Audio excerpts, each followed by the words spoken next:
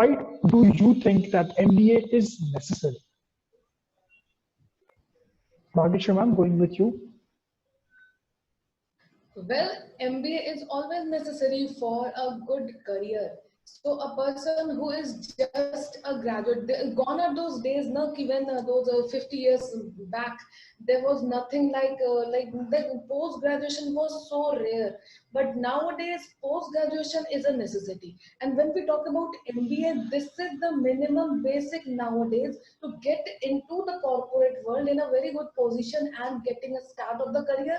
Further, not only just starting the career is important, but to upgrade the career. If someone is already in a job with a graduate and upgrading to an MBA will definitely means a career growth, and always good things happens in all the sphere of life with that degree, because this just works as a launch pad for the career. So MBA is always necessary. Managerial skills are being taught, and every business should hire, and they want to hire only those people who are able to manage everything well. So MBA teach that and is a proof of that the person is a trained manager for that business. Okay. Abhilasha ma'am, if you would like to add on something to this. I agree with what Bhagishri said. Essentially, yes, it is the need of the hour. Also, the way historically our society, the Indian society, is built up. Over the initial years after independence, we were more about the public sector, working in the public sector. So everybody was vying for jobs there. So the civil services were the prime jobs that everybody wanted to get into. However, with the coming of the LPG, the liberalization, privatization, and And globalization globalization. thing, the corporate world came into being. There was lots of private companies that started, coming up into the forefront. And now these private companies were looking for people who would manage them. And obviously, it could not be the government servants. So then came this entire stream of the MBAs who would manage, who would run these companies at the behest of the owners of the company. So this entire demand for management as a field came by when liberalization happened, and that happened in a big way. So suddenly we had a influx of all these foreign companies, multinationals. Indian companies also grew. We were trying to sell to everyone, and who would sell if not, or who would take the voice of the company across to the people if not the managers of those companies? And then opened up this entire vista of the MBAs, the brand new, the current MBA Right. crop that we have from the IIMs, from Accelerate and all of that. So then, as of now, the economy the way it is, it requires people to be running these companies, to be selling these products, to be putting out these ideas to people. Who has but an MBA? So of course there is an absolute essential need for MBAs and for managers. Yeah. So So that's just why MBA would work every time. yes, so absolutely right. Just like ma'am said, since the invent of LPG into the Indian economy, MBA has become utmost important because it's not just for upskilling yourself, but MBA actually teaches you how to manage things in life. So it actually gives you the discipline that you need in your life, managing with the minimum resources available, how to manage your time, how you can build yourself to a brand, how you can make yourself to a brand is what MBA teaches you. So coming to the next question.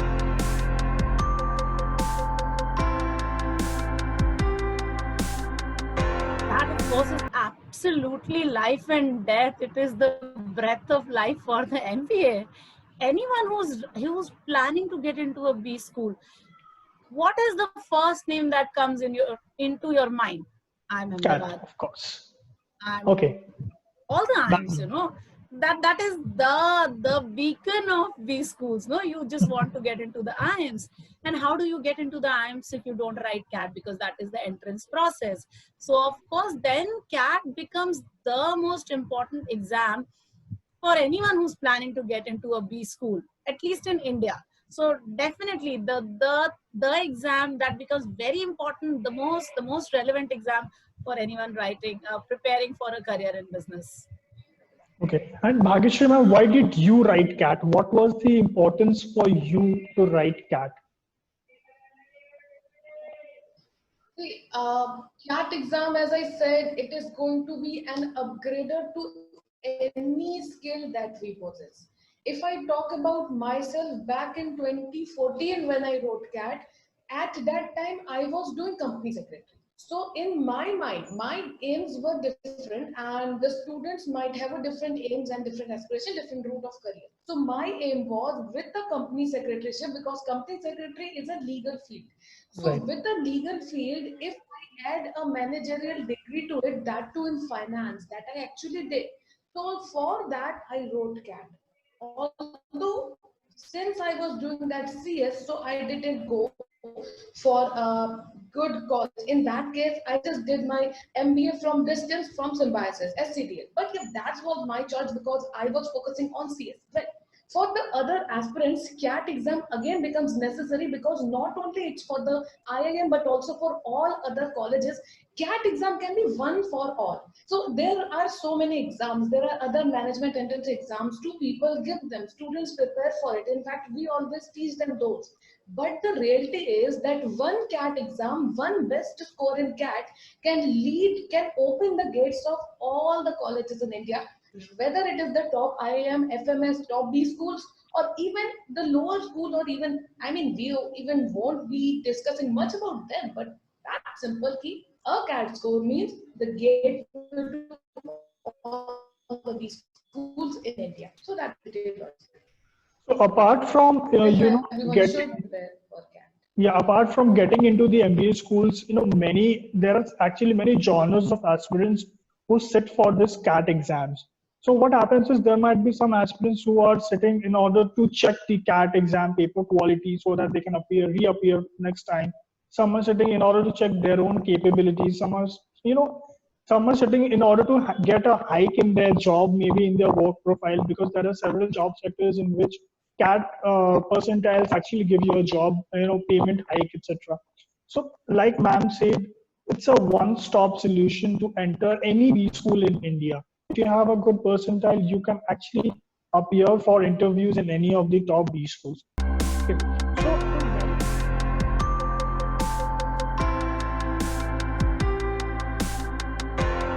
I don't think a person should leave job in order to go for a CAT. Many of the students do that, but in today's 2020, leaving a job is a big mistake. Well, preparation can be managed. I mean, now see an academy, it's like so easy nowadays. A person who is doing job in the daytime, go for the night batch. That's going on at an academy. Like, there are so many things happening here. Someone who is free at the morning, go for the sunriser batch, go for the morning batches. And in fact, a student who is, especially like at the college, and have the daytime, they can go for any courses. I mean, nowadays preparing CAT is not like as it was few years back before an academy. The pre an academy, I would say, era was a very bad one. Actually, that was better. Students had to actually decide between going with a job and preparation. How will I do that? Because if I have to go for a coaching timing is this the entire right. day. So I should leave my job, but not now with an academy. We have the recording classes and everything is going on simultaneously. So many features here. Well, leaving a job is always a no. And for those students who think, well, this attempt didn't go that well, should I go for a next attempt? I would say yes, why not go for a next attempt, prepare well, and just give yourself more study time and see. Definitely, you might have done something wrong in your previous attempt. That's why you could not have scored well. Well, Okay. never leave a job for preparation, because preparation and job can be managed simultaneously. 24 hours is there with everyone.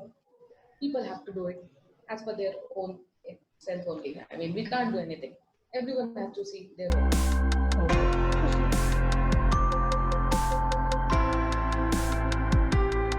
For writing CAT this year. And if I was thinking about it, I would have definitely given CAT this year. Let's say I were an engineer and I had just passed out. What the scenario would have been for me? The scenario would have been that my job would have been postponed. If you talk to any students at this point of time, anyone who had a confirmed placement, their jobs have been postponed for October, November, December, with the caveat that it may not happen also. So anyone who's at this situation, at this cusp of life, then wouldn't it make better sense to start preparing for the next step? Because obviously anyone who's an engineer and looking at kickstarting his career or putting it into the next paradigm will surely think of doing an MBA. So Right. why not do an MBA just now? Because this is the best time. I'm not getting a job from my company this year. My job offer has been postponed. It might not happen. So if I just took that leap and did that MBA, the 2-year situation that I have, after 2 years, there will be no coronavirus crisis, right? So we will all be in a better situation. In 2 years, the economy would have started getting back into the original position. So wouldn't it make better sense for me to, do my MBA within these 2 years and then get into the job market when things are a bit better? If as an engineer, I started looking for a job this year or next year, I would not get very good jobs because there are hardly any placements going to happen. In fact, layoffs are happening. So none of the companies will hire freshers as of now. So why not take that 2-year gap, make the best of this, do my MBA, and then after 2 years, when the economy is in a good situation, I would have gone in, a post B school job, which would give me, a lot more benefit. So if it were me, somebody was preparing for, who was at this situation, I would have definitely taken this.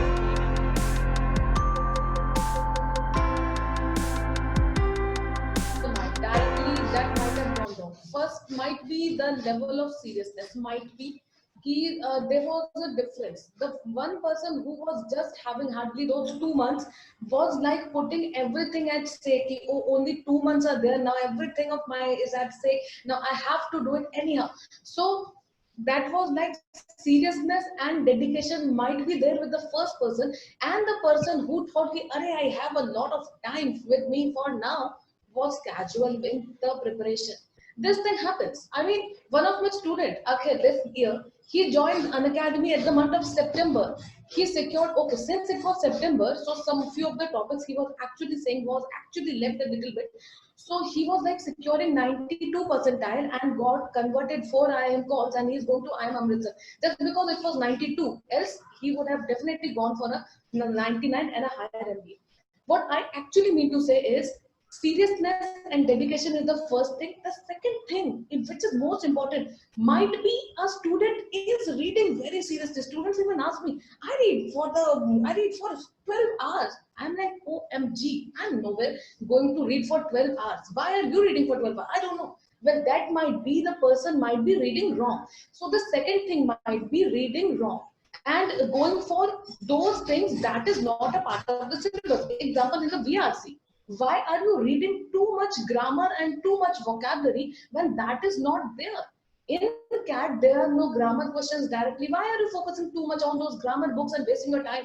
Go for more RCs, go for those things in which a question is there. Practice more paragraphs. So maybe dedication was not there. Second thing, maybe the person was reading wrong. Third thing, maybe the person thought that I will do the preparation by myself, but was not in a particular guidance and couldn't have made it in the right way. And maybe the person who cracked in 2 months was in a guided direction. So come to an academy. We are there to guide you all.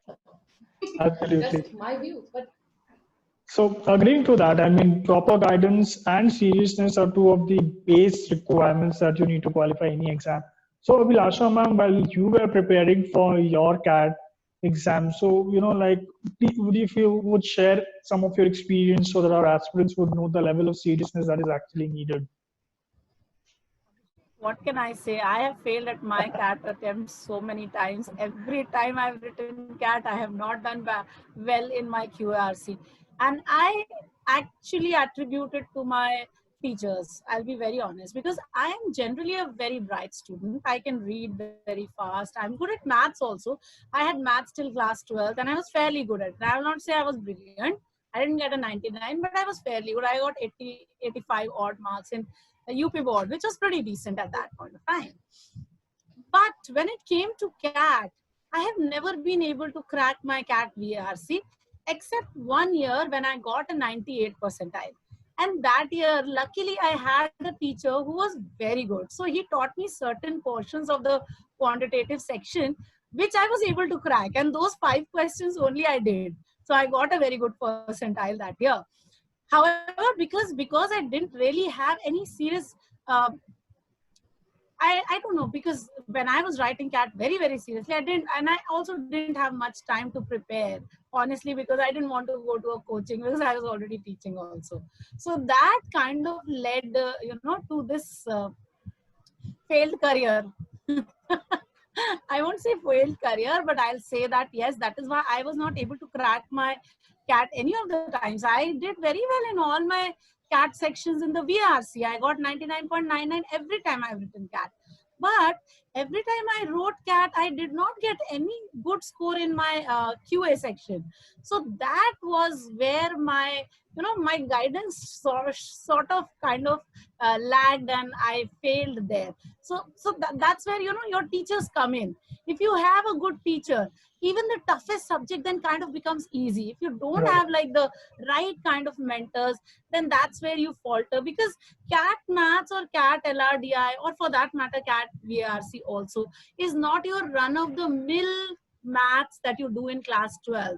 It is class 10th and 12th maths, but with a vast difference. The level of difficulty and the level of intricacy goes up very much, and that is where we falter. So when you are somebody who tells you, oh, this is the trick to do this thing, you do well. If nobody Right. tells you that, that's where you miss out, and that's where I think I missed out. So Anyways, so so you have the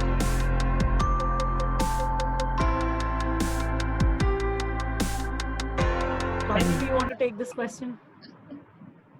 I'm thinking about it because in India, everyone has a different reality and people act as per their own reality. So if I think about people who have the time with them, who have the patience with them, I would advise to everyone ki try for the top schools only. Don't go for mediocre schools because people have a own mentality. Ki after my job, I would like to go for a career where they will be paying me this much amount, where I should pay, where I should get minimum this much of package. So basically, this is something that I would refer to people. I should not say this, but yes, these are the people who are basically of like upper middle class thinking and more than that. But there is a betrayal. I should not say this directly. Don't take me wrong, but there are so many people who need an MBA because their need is to get a job. Well, it is the need, and if it goes to a minimum basic, right? Ki I need it, so here need does not mean ki settle for any low college where no placement is there. But those students may end up going for that college that they are seeing ROI wise it's fine, and maybe fee wise it is low, and even if it is not a 40 lakh package, but if it is a decent package, some even students may go for like a college where 8 lakh package is there. For some students, it will be like, hey, why should I go for a college that will give me 8 lakh package?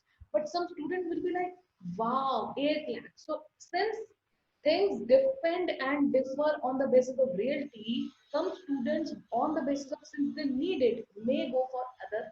Although I personally prefer everyone, instead of settling for any marginal B school, try for the top schools because getting a good score is easy nowadays because preparation route has become easy from an academy. I would say that. Okay. And Abhilasha, ma'am, what would be your insights on these?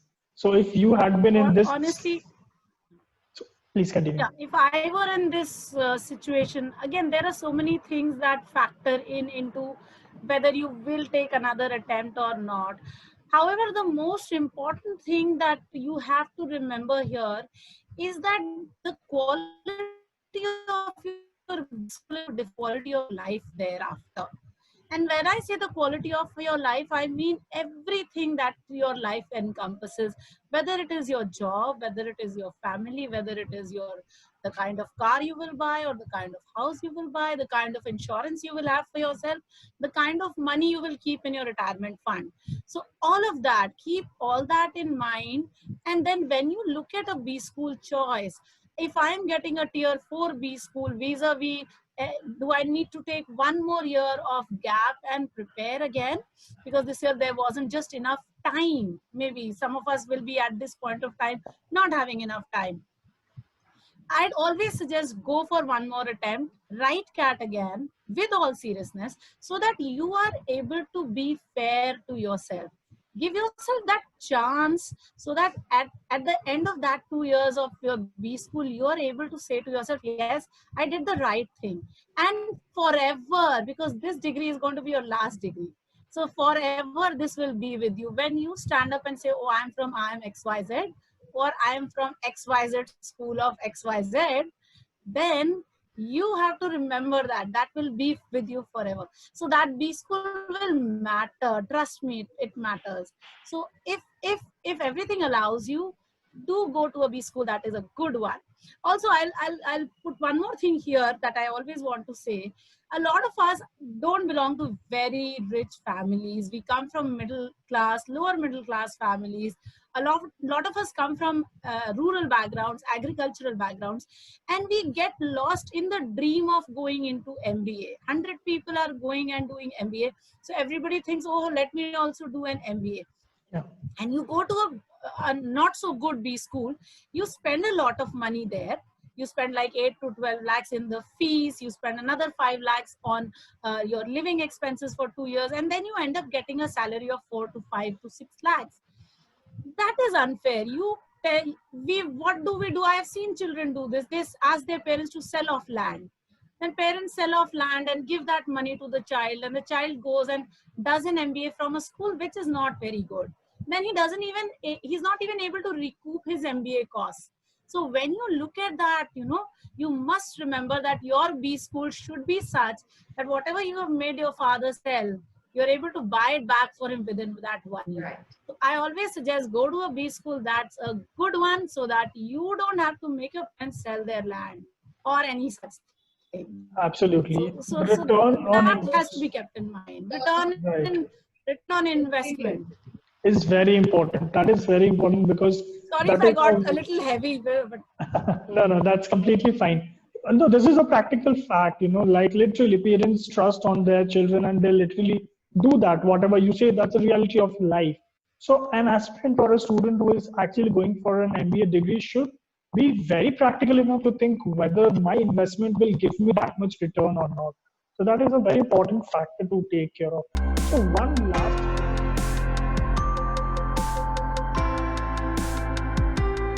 factor to take care of. So one last question for this session that I would like to put forward to both of you. On a scale of 1 to 5, how much do you think technical skills are required in a manager? scale of 1 to 5, 1 being the lowest 1 and being 5 the being the lowest, 5 highest. the highest. Yes. I think around 4.5. I would also 4. Justify. Why? It's important. Why? Look at us. What are we doing right now? Right. Agreed. We're talking to each other on a Zoom call. Agreed. Yeah.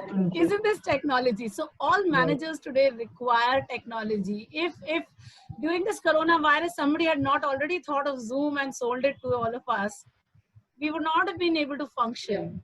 Absolutely. And therefore absolutely. technology is important. And also in B school also you would require it so many ways. Business modeling, etc., all of it is there. So you would have to do a lot of work on your technology. So pretty important. Here, the question might confuse some people. Like the question might confuse people who are basically like me from commerce background, and they will say, "Wow, IT skills! I am a total gawar at it. I am a full total blown up. What will I do now?" Well, it's not that way.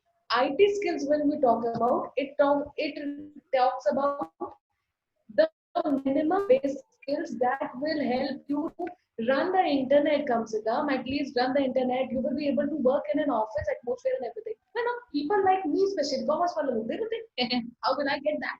Well, you will get that when you go into a top school.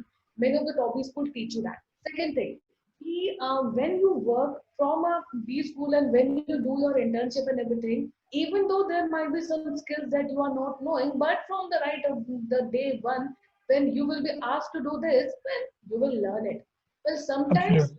we know this, sometimes based on experience we learn. In fact, as Abhilasha ma'am was saying, even we teachers, even I started my career with an academy, so I was like only okay with presentations and everything. But when we upgraded, even I with that upgrade, even I got upgraded with all those skills. So today, what I know, 2 years back, I was not knowing that. So Right. while we work into something, we always learn that. So if they, if we talk about prerequisite, is IT skill a prerequisite to pursue an MBA? If this is the question, I would say, well, not necessary. When you get into it, you will learn it. If you already know it, you have an advantage already. Well, Right. skills either you know more or you learn it. That's the difference. So it's okay. So the question is kind of okay. That's why I'm giving a 4 to this. Absolutely. The main purpose We of the almost gave the same score. However, I will add one small addendum to this. When you go into a B school, the first day you step into a B school, that's the day you start using your IT skills, remember. So it will become a prerequisite. Okay, very first day. so this was the purpose of me asking this question because ये बहुत जन के दिमाग में आता है अरे यार मैं engineering background से नहीं हूँ मैं कैसे करूँगा manage कैसे करूँगा. So thanks to both of you have put forward both pros and cons की नहीं ये ऐसे करना है ये ऐसे करना है. So you have literally clarified, you've given a clarity of the situation कि you will learn it no matter what happens. There Okay. is one more doubt that arises. Can I tell that? Yeah, sure, please go ahead. Because I'm from commerce, so that's why I know this. People ask me especially this. Since ma'am, I'm not from engineering background, I'm not very good at math. What do I do? Abhilasha, ma'am, we are kind of same here. So what do I do? Well, I say, yeah, in that case, even if you are not having maths, you know how to do the basic calculation. At least up to class 10, you were having maths. So basically, when you prepare, you get good at it. So it is okay that maths might be naturally, people might be naturally gravitated to the mathematics subject if they are an engineer, but it's okay even if you might have not been very good at it. So there are people now who are naturally good at English, might be they were too much interested to read from the schools. So they are naturally good at VRC. So it's okay. Either you are naturally good at something or you learn. So Right. never ever fear to learn something new. This is basically the main message of my add-on answer to this add-on question. Never get into Absolutely. fear mode. No, this So is yeah, absolutely correct. that Something that you should always keep learning. You should always keep on working on yourself. You should always keep on upgrading yourself. So, like rightly said, we have tried to answer most of the common questions or common doubts that any CAT aspirant might have in this session. So, we have with us, two of the best educators of CAT today, and they have, given their perspectives.